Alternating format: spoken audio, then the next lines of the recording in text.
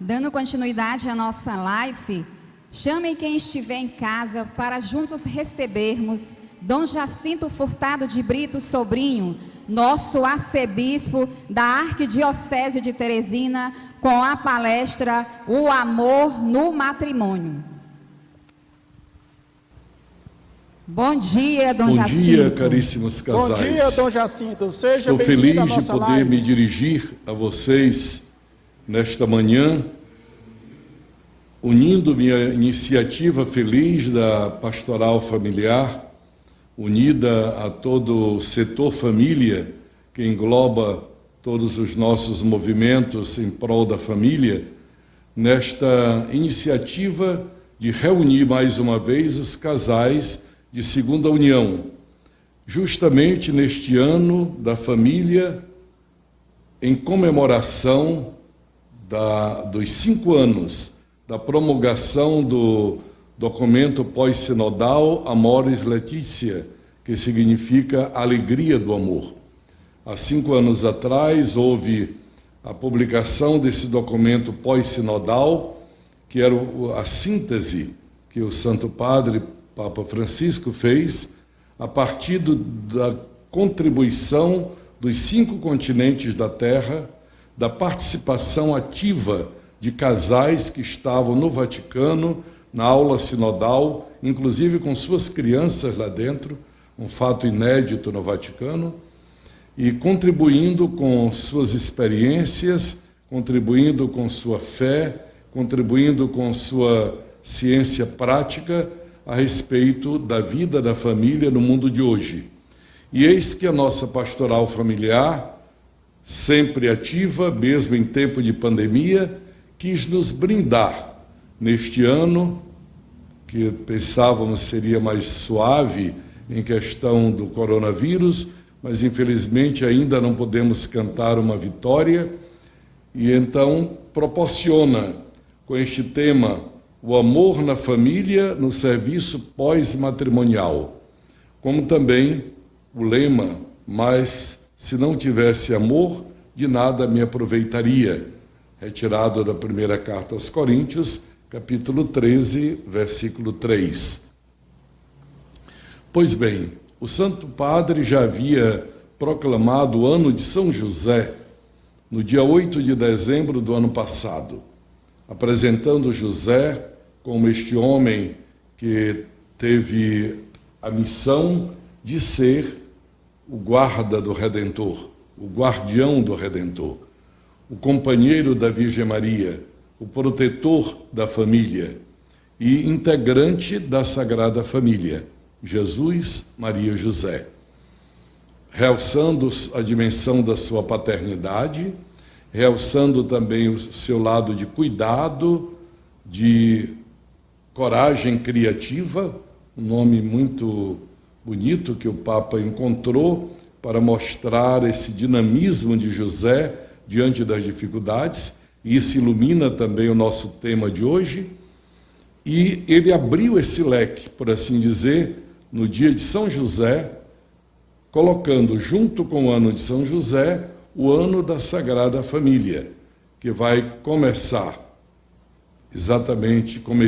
melhor dizer, no dia 19 de março, só vai terminar no mês de junho do ano que vem, com a celebração do Encontro Mundial das Famílias.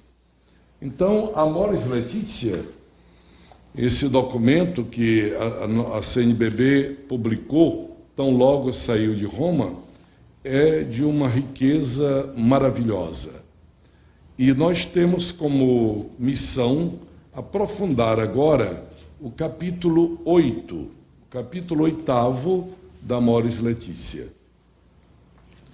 Sentindo-me na frente de tantos casais, casais de segunda união, casais que já se casaram e estão agora continuando a aprofundar a sua vocação matrimonial, casais que estão em vista de receber o matrimônio, embora já estejam em união estável ou em união civil há algum tempo. Eu quero lhes dizer, como tenho dito cada vez que me encontro com casais na situação que vocês estão, caríssimos casais. Vocês não são ovelhas de segunda categoria no rebanho de Cristo. Eu vou repetir. Para mim, como pastor desta igreja, quero lhes dizer, vocês não são ovelhas de segunda categoria no rebanho de Cristo. Vocês têm o seu lugar próprio, vocês têm a sua importância especial e têm também uma caminhada bela de vida a dois que pode ainda se aperfeiçoar e culminar no sacramento do matrimônio ou pode se aprofundar na maneira e no estado civil ou consensual que vocês se encontram.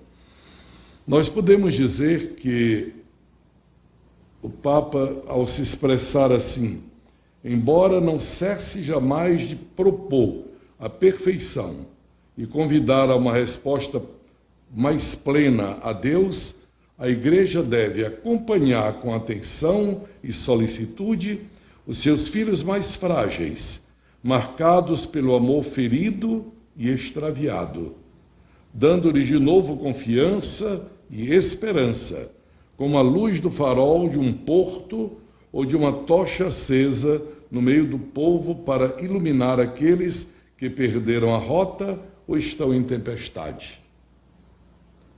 Eu creio que nessa categoria muitos casais podem se encontrar.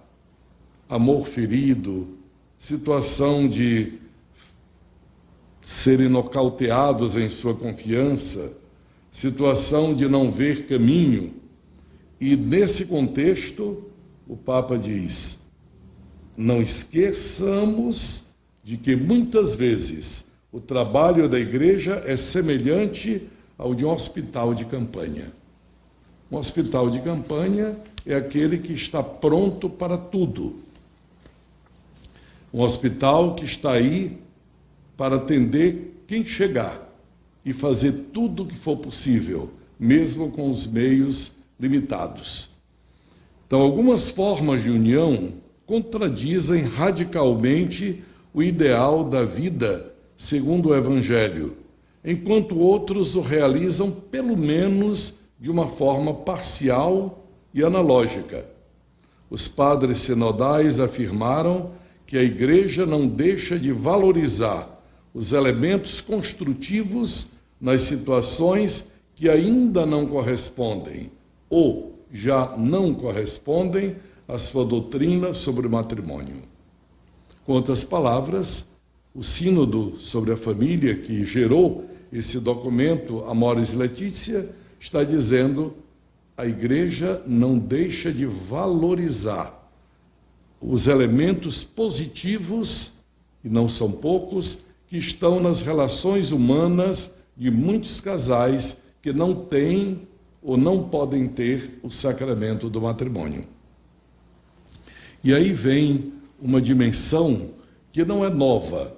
O Papa João Paulo II já havia acentuado isso no documento também Familiares Consórcio, quer dizer, a união da família. Ele dizia que há uma gradualidade no amor matrimonial, ou na dinâmica do compromisso matrimonial, uma gradualidade. Nós somos tentados a dizer assim, pronto, é casado, não é casado, é santificado no matrimônio, não é.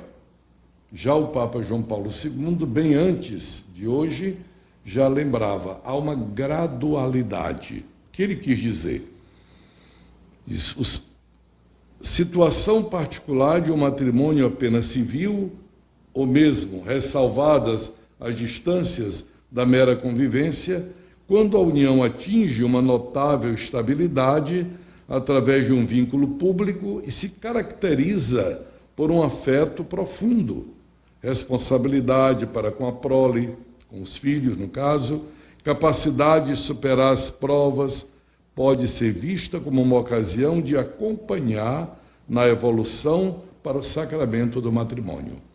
E a pessoa o casal, no caso, já teria começado o seu itinerário para um matrimônio pleno, com o sacramento, por essa união estável, reconhecida publicamente, como é o caso do casamento civil, pela dedicação aos filhos, pelas responsabilidades assumidas em conjunto.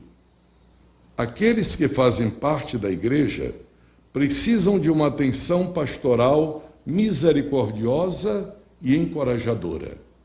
Vejam como é diferente o pensamento de muitos que acham: você não é casado na igreja, está à parte, está como um pecador público. Diz, o que o documento diz? A igreja precisa dar uma atenção pastoral misericordiosa e encorajadora, compreensiva e encorajar para frente, e naquilo que for possível ser feito. O discernimento pastoral das situações de muitas pessoas que deixaram de viver essa realidade. Nós não podemos ter uma lei geral para todo mundo. Cada vida de um casal é a vida daquele casal. Não há dois iguais, porque não há duas pessoas iguais. E esta química entre um homem e uma mulher no matrimônio é única cada vez. Então precisamos ouvir, precisamos compreender que há situações também únicas naquele casal. A escolha do matrimônio civil, ou em diversos casos, da simples convivência, muitas vezes é motivada não por preconceitos, nem por resistências no que se refere à união com o sacramento, mas por situações culturais ou ocasionais. Eu mesmo conheço vários casos de casais que não se casam porque uma das partes é profundamente magoada com a outra, por causa de humilhações, por causa de situações anteriores, ou então por questões culturais. Eu já ouvi tanto como padre, casais dizerem assim: não, nós estamos vivendo muito bem, se a gente casar, vai separar. Não tem sentido que a união que Deus abençoa seja causa de separação, mas há um pensamento, há uma mentalidade distorcida, uma mentalidade mal esclarecida, chega até a dizer isso. E às vezes isso está profundamente ligado a essa situação. Esses dias mesmo eu estive lidando com um caso de um casal onde não há impedimento para os dois. Os dois frequentam a igreja. A mulher é viúva. E sabe qual é o argumento dela para não casar? Eu prometi meu marido que eu seria fiel para ele a vida toda. Casamento para sempre. Mesmo ele morto, ela acha que se ela casar com outro, ela está traindo o marido dela. Mas está junto com outro. Quer dizer, é uma questão cultural que você tem dificuldade para convencer a pessoa. Então, dentro desta lei da gradualidade, que São João Paulo II já esclarecia na Familiares Consórcio, documento também sinodal sobre a família, vale a pena ressaltar, como está escrito aqui na Amoris Laetitia, não é uma gradualidade da lei, mas uma gradualidade no exercício prudencial dos atos livres em sujeitos que não estão em condições de compreender, apreciar ou praticar plenamente as exigências objetivas da lei. Quer dizer, eu não vou amaciar nem modificar a lei para agradar aquela pessoa ou para me adequar àquela pessoa, mas eu vou respeitar os estágios em que aquela pessoa se encontra até ela chegar à compreensão do valor da santidade do matrimônio como casamento, como sacramento de Deus. Ela compreende o valor do casamento, mas não compreende o valor do sacramento do matrimônio. Olha, não é segredo para ninguém, porque ele disse isso publicamente, o Papa Bento XVI, que é considerado por muitos como um símbolo do tradicional, um grande teólogo e um homem de profundo conhecimento, ele disse já publicamente que a maioria dos casamentos celebrados na igreja são inválidos. E por que ele diz isso? Ele diz porque falta a fé. Falta a fé que determina a correta recepção do sacramento do matrimônio. Então vejam, às vezes a pessoa ainda não chegou àquele grau de fé de valorizar esse sacramento que Jesus chamou. Daí o documento se ocupa em seguida com as situações chamadas irregulares, quer dizer, aquelas situações que não são as situações, vamos dizer, ideais para o casal, tendo em vista o ensinamento do Evangelho, mas que são situações de pessoas, são situações de filhos da igreja, são situações de casais que estão a caminho de uma compreensão maior. Então, o caminho da igreja, desde o Concílio de Jerusalém em diante, é sempre o de Jesus, o caminho da misericórdia e da integração. O caminho da misericórdia e da integração. O que este Concílio de Jerusalém que se refere? Quando os pagãos começaram a entrar na igreja, junto com os judeus, se convertendo ao Evangelho de Jesus, veio o problema. Os pagãos não se circuncidavam, os pagãos comiam as carnes imoladas aos ídolos e assim por diante. E os judeus estavam altamente desconfiados e não concordavam com isso. E havia divisão na igreja. Os apóstolos se reuniram em Jerusalém e tomaram a decisão que Pedro promulgou. Não, vamos exigir deles, pagãos, apenas aquilo que é essencial. Que eles não comam carnes sufocadas, quer dizer, com sangue, e se abstenham de uniões ilícitas. As demais coisas são próprias dos judeus.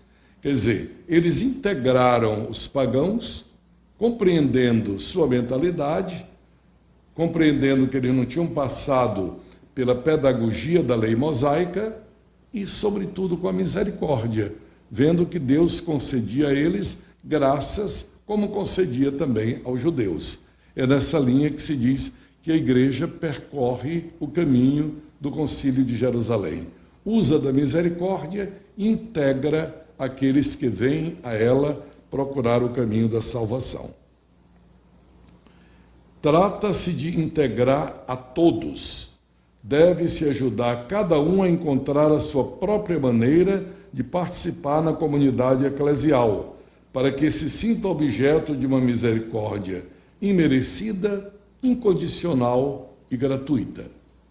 Ninguém pode ser condenado para sempre, porque esta não é a lógica do Evangelho. Não me refiro só aos divorciados que vivem uma nova união, mas a todos, seja qual for a situação em que se encontrarem. Olhe que pronunciamento maravilhoso vem da boca do Papa em união com os casais, os bispos e outros peritos que estavam no sínodo. Ninguém pode ser condenado para sempre, porque esta não é a lógica do Evangelho. Significa, você está numa situação irregular, não chegou ainda àquilo que é o desejado, mas não vamos lhe condenar. Nós precisamos, então, usar da misericórdia, da pedagogia de Jesus, de acompanhar, para poder você chegar a descobrir a maravilha dos dons de Deus. Mesmo para esta pessoa, pode haver alguma maneira de participar na vida da comunidade. Pessoas que não podem, por exemplo, ainda se aproximar da Santa Comunhão. Pode haver alguma maneira de participar em tarefas sociais, em reuniões de oração, também na forma que ele possa sugerir a sua própria iniciativa, discernida juntamente com seus pastores. Compete à Igreja revelar a esses casais a pedagogia divina da graça nas suas vidas e ajudá-las a alcançar a plenitude do desígnio que Deus tem para eles. Olha, este documento tem sempre esse tripé: discernir, acompanhar e integrar. Discernir, acompanhar e integrar. Primeiro vamos ouvir, ter um discernimento da situação. Acompanhar a pessoa na sua trajetória, para integrá-la na comunidade cristã. E essa integração não precisa ser plena e realizada de uma vez só. Ela caminha para a plenitude, mas ela pode ir gradualmente. A igreja reconhece a existência de situações em que o homem e a mulher, por motivos sérios, como por exemplo a educação dos filhos, não se podem separar. Quer dizer, vivem numa situação que não é do sacramento do matrimônio, era fácil dizer, pois se separe. Você não quer mais viver com ele, não ama, não quer se casar, se separe. Mas tem os filhos. Então seria uma irresponsabilidade diante da sociedade, seria uma indignidade diante dos filhos e seria um pecado diante de Deus deixar os filhos de qualquer maneira. Então o documento diz, a igreja reconhece a existência de situações em que o homem e a mulher não podem se separar, mesmo estando em situação que diríamos irregular. Deve ficar claro que este não é o ideal que o Evangelho propõe para o matrimônio e a família. Não é. O ideal é um casal unido pelo sacramento do matrimônio. Mas quando isso não é possível, nós sabemos que não existem receitas simples. Não existem receitas simples. A vida de cada pessoa é única. Sua trajetória é única. E a igreja, como mãe de misericórdia, aprendendo do seu Salvador, tem que compreender, acompanhar, discernir para poder integrar. Os batizados que são divorciados e recasados devem ser integrados mais intensamente nas comunidades cristãs, de várias maneiras possíveis, evitando todas as ocasiões de escândalo. Eles não apenas não devem sentir-se excomungados, mas podem viver e amadurecer como membros vivos da igreja, sentindo-a como uma mãe que os recebe sempre, que cuida deles com carinho e que os anima no caminho da vida e do Evangelho. Olha que linguagem bonita e iluminada. Eles devem se sentir como filhos de uma mãe que os recebe, que cuida deles com carinho e os anima no caminho da vida e do Evangelho. Se a igreja deve ser essa mãe. Não se deveria esperar do sínodo uma normativa geral aplicável a todos os casos, pelas razões que já falei várias vezes, porque cada vida é uma vida, cada casal é um casal. Por isso temos que escutar o casal, por isso temos que acompanhar o casal para poder integrá-lo. O grau de responsabilidade também não é igual em todos os casos. Em um caso a responsabilidade é maior, em outras é menor. As consequências ou os efeitos de uma norma não devem ser necessariamente os mesmos para todos. Por isso, a gente tem que entender que as normas existem e são importantes, mas elas precisam ser aplicadas de uma maneira humana e misericordiosa, compreendendo as situações. E eu vou concluir esse primeiro momento da minha apreciação sobre a Amoris Laetitia, lendo aqui o que está no final do parágrafo 300. Evitar o grave risco de mensagens equivocadas. Que há pessoas que podem obter privilégios sacramentais em troca de favores. Não se trata disso. Porque é amigo do padre, porque conhece o bispo, porque é parente de um padre. Não se trata de favores. Se trata de situações que precisam ser conhecidas, acompanhadas, para que possam ser integradas. Nós vamos ter um pequeno intervalo de música para vocês descansarem um pouco da minha fala e retornaremos a comentar o 8º capítulo da Amoris Laetitia. Muito bem, voltamos a este segundo momento do nosso comentário sobre a Amoris Laetitia. E eu lhes apresento este livrinho, capítulo 8º da exortação apostólica sinodal Amoris Laetitia, pós-sinodal, quer dizer, que foi feita com os elementos que o sínodo debateu, e é feita pelo cardeal Francesco Compalmiero. Ele se dedicou a escrever com uma fidelidade muito grande as grandes intuições desse documento, particularmente o 8º capítulo, que tem sido o mais contestado. Inclusive, eu lhes conto um episódio muito emblemático.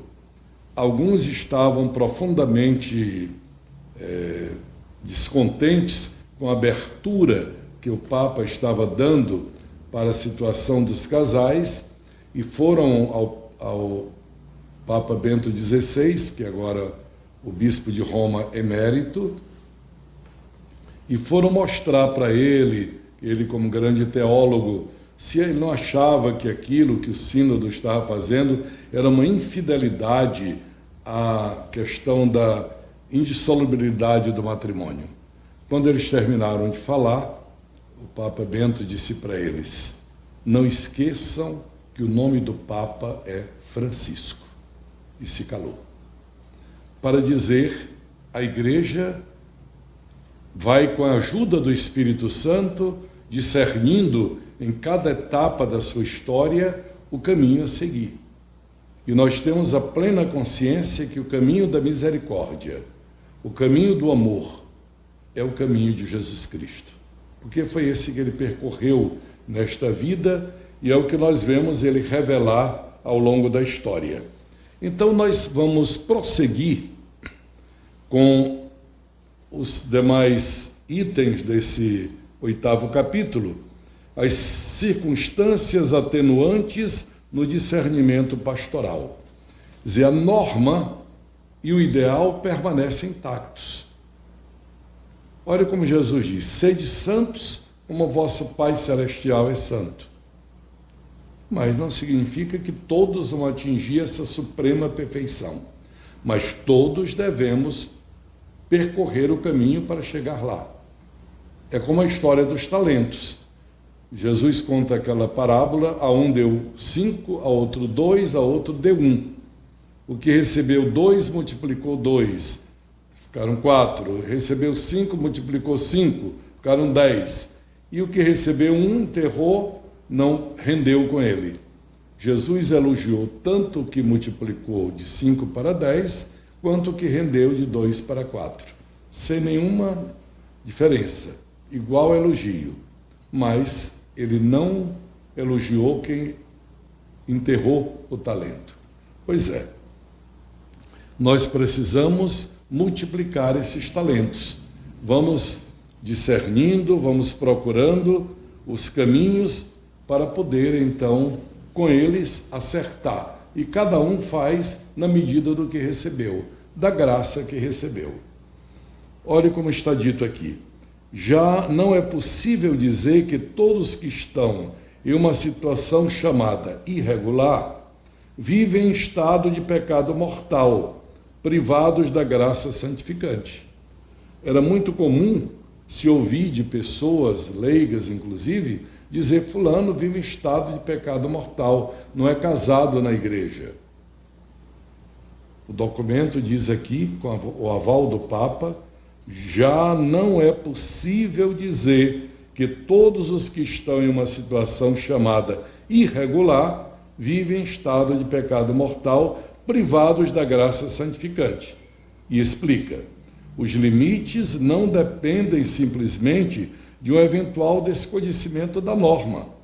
Uma pessoa, mesmo conhecendo bem a norma, pode ter grande dificuldade em compreender os valores inerentes a esta norma.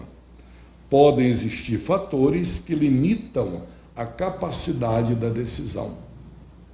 Quer dizer, não podemos julgar de fora.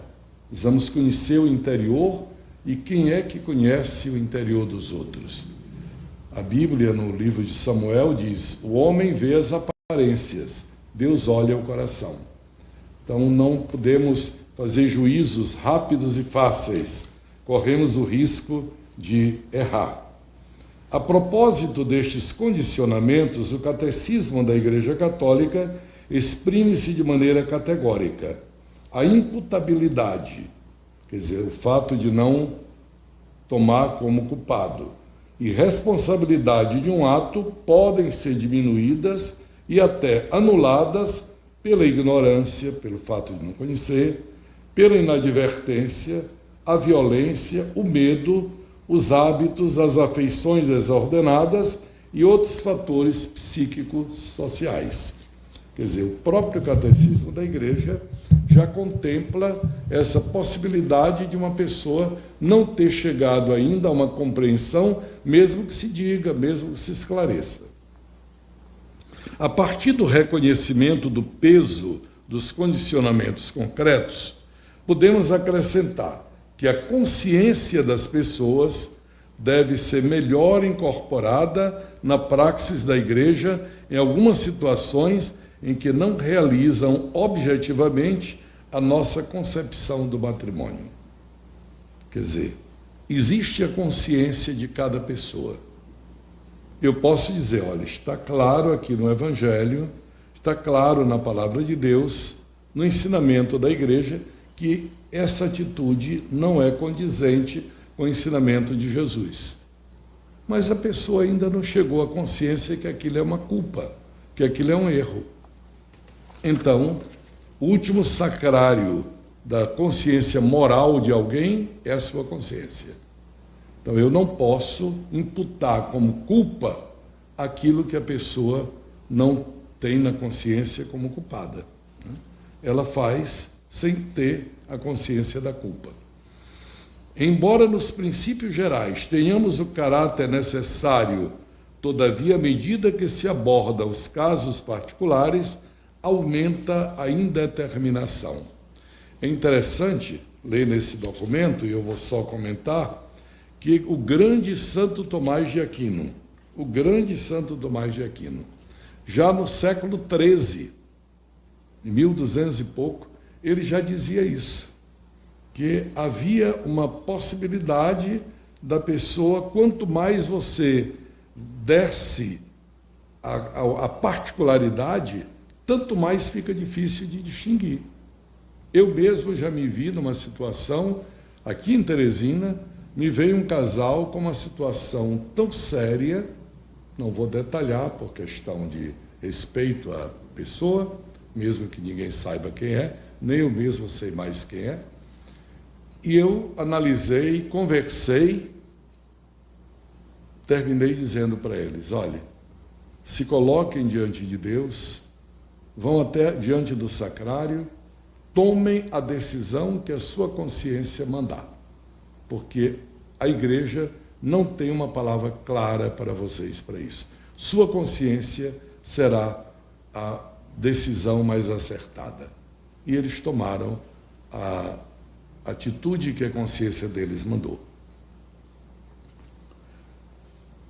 Em toda e qualquer circunstância, perante quem tenha dificuldade em viver plenamente a lei de Deus, deve ressoar o convite a percorrer o caminho da caridade. A caridade fraterna é a primeira lei dos cristãos. Como isso é importante.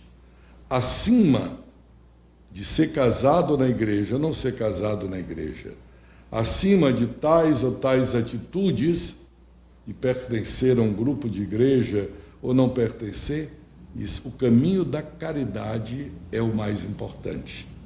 E esse caminho, os casais em segunda união, os casais em união estável, não estão impedidos de percorrer. Não esqueçamos a promessa feita na Sagrada Escritura. Sobretudo cultivai o amor mútuo com todo ardor, porque o amor cobre uma multidão de pecados. Está na primeira carta de São Pedro, capítulo 4, versículo 8. Eu vou repetir. Sobretudo cultivai o amor mútuo com todo ardor, porque o amor cobre uma multidão de pecados. E aí vem em seguida, como nós vamos proceder com a questão da norma pastoral.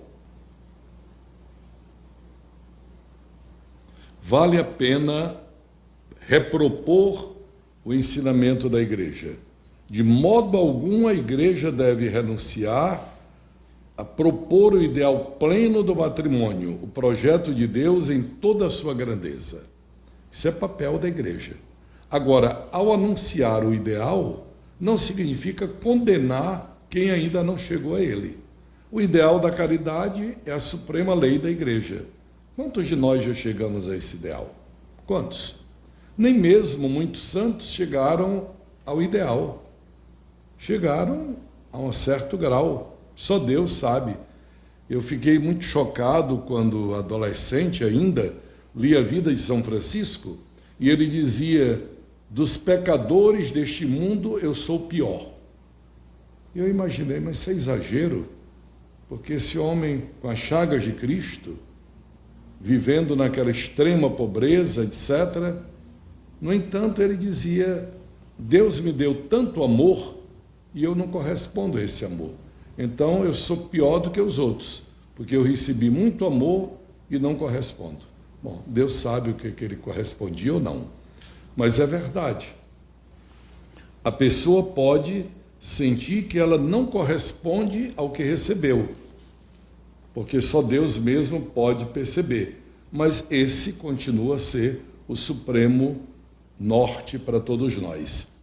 A compreensão pelas situações excepcionais não implica jamais esconder a luz do ideal mais pleno, nem propor menos de quanto Jesus oferece ao ser humano.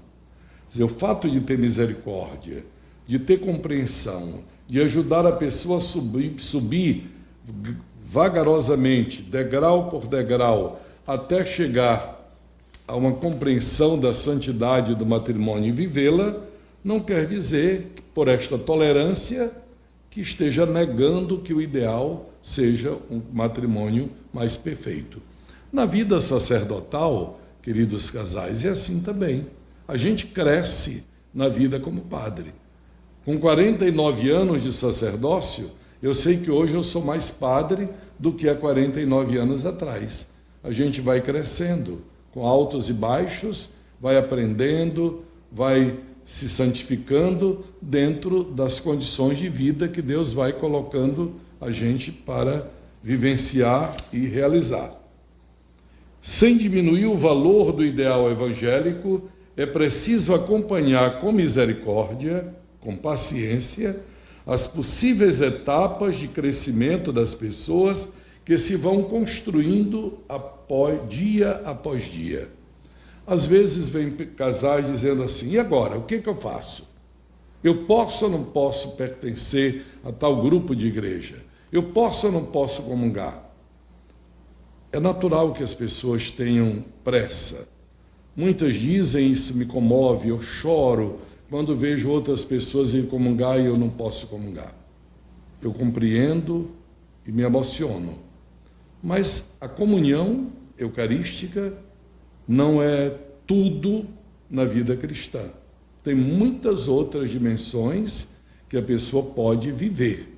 Muitas outras dimensões que a pessoa pode viver. De modo que, assim, a pessoa vai se aproximando etapa por etapa, né? E vai também pacientemente adquirindo estes dons. Quer dizer, as possíveis etapas de crescimento das pessoas vão se construindo. Eu conheci um jovem que gostava muito de ir à igreja, tinha uma vida bonita como jovem, mas ele não tinha interesse pela Eucaristia. E eu abordei como seu pároco algumas vezes e ele dizia que não sentia falta da comunhão, né? Graças a Deus, hoje, essa pessoa já está madura, com seus quase 50 anos de idade, inclusive até ministro extraordinário da comunhão, mas naquela época era assim, e frequentava a igreja regularmente. Quer dizer, não tinha chegado a descobrir o valor da Eucaristia. Agora imagine quantos descobriu o valor do matrimônio. Precisamos ser mais tolerantes e pacientes. A lógica da compaixão pelas pessoas frágeis precisa ser colocada em prática e evitar perseguições ou juízos demasiado duros e impacientes. E olha a beleza desta frase que eu vou ler para você agora. A esposa de Cristo, isto é, a igreja, assume o comportamento do Filho de Deus, que vai ao encontro de todos sem excluir ninguém. Vai ao encontro de todos sem excluir ninguém. O que não quer dizer, passa a mão na cabeça da pessoa dizendo, está tudo bem, não tem problema não. Não, não é isso. Não julgar, não condenar, não quer dizer que está tudo bem, mas aprender a tolerar, aprender a ser misericordioso e ajudar a pessoa a crescer no amor de Deus através do nosso testemunho, da nossa compreensão. Olhe, por exemplo, como os filhos às vezes crescem nisso. Outro dia eu estava na casa de uma família e os pais me contaram, olha, de vez em quando meus filhos estudam faculdade, os colegas deles vêm aqui. E vieram eram dois rapazes. E passaram o dia e tal, quando for terminando o dia de estudo com o filho da família, disseram, eu me senti tão bem aqui. Eu nunca tinha me sentido numa família com esse aconchego, com esse espírito de compreensão, de amor que eu vi nesse lar. Quem me dera que meu lar fosse assim. Quantas palavras? Ele está dizendo, esse é o ideal, que haja compreensão, que haja carinho, que haja um clima de amor na família. E eles ainda não tinham, ou talvez nunca tiveram, né? Mas eles, vendo aquele testemunho, aspiram por aquilo. E quem sabe, vão agora procurar realizar aquele ideal. As palavras do Santo Padre, no final deste capítulo 8º, são de altíssimo significado. Olha como ele diz, convida os fiéis que vivem situações complexas a aproximar-se com confiança para falar com seus pastores ou com leigos que vivem entregues ao Senhor.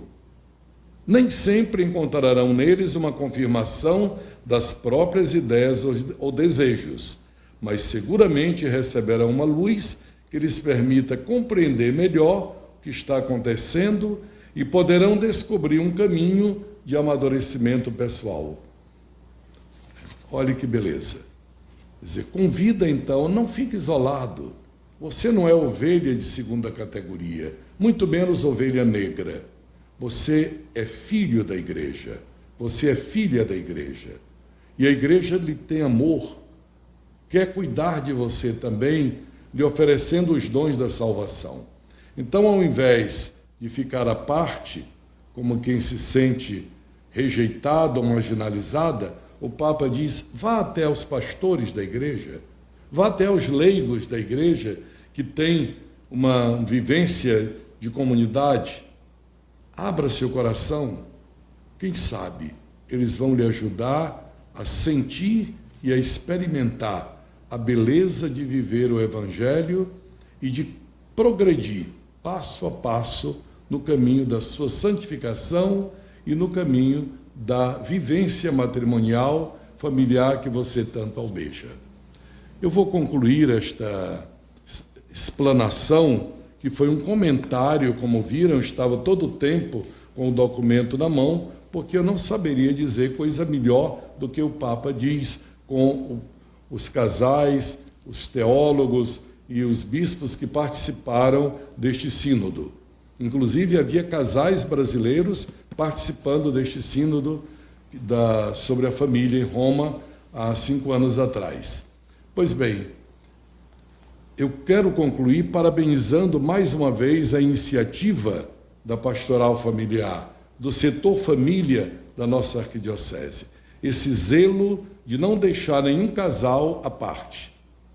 Aquilo que o Papa estava dizendo, ir ao encontro, convidá-los para sentir a beleza da fraternidade, experimentar a maravilha do amor de Deus e crescer cada dia na aproximação com aquele que, vindo para nos aconchegar a Ele, nos deseja perto dele.